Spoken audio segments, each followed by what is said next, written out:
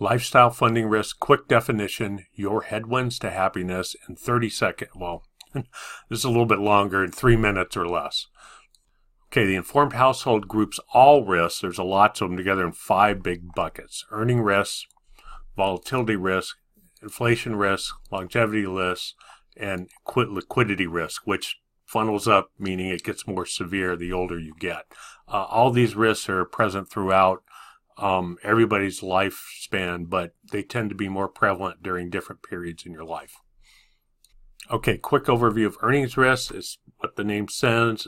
It's more about you when are you earning enough money to cover your current expenses and then save for the future? So things that could throw that off is if you're in the wrong job, you have the wrong skill set, you get an unexpected disability. All those things can affect your ability to earn and save. Next up is volatility risk, which is primarily, but not totally, sequence risk, which what happens if you start withdrawing from a portfolio in a down market. That makes it very hard for your portfolio to recover. You could have panic selling. This also has to do with other asset classes that have price fluctuations. So when you go to sell a property, are you getting what you think? When you go to sell a private business, there's all kinds of things that we're grouping together in here. So we're not doing kind of the academic definition of volatility risk or sequences here. We're including a lot of other kind of risky asset price fluctuations where you don't know the true price until the deal is done. Moving on.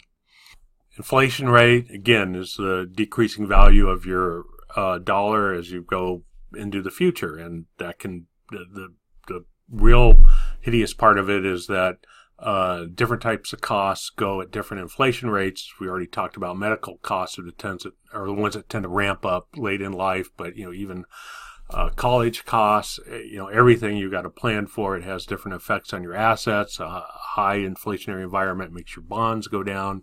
There's all kinds of stuff related to inflation that we need to manage. Next is longevity risk. The classic one here is that you live longer than you think you're going to live or plan for, and you're worried about outliving your finances. So that's what longevity risk deals with. And finally, liquidity risk, and that is having enough cash on hand, a cash cushion. Remember what we called it? We called it in the financial ratio, the funded ratio, we called it the lifestyle equity when we looked at the balance sheet.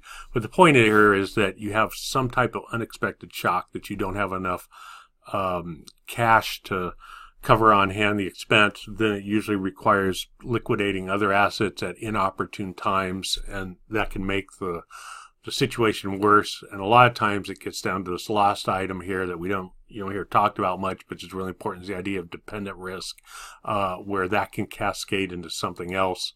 So here's an example of if you take all 5 of the big risk buckets together, one can set off another. You can't pay a mortgage.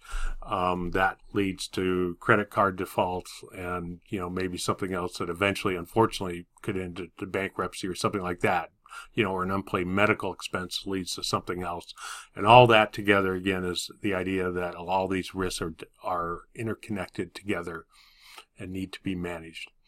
Here's our contact information. Signing off.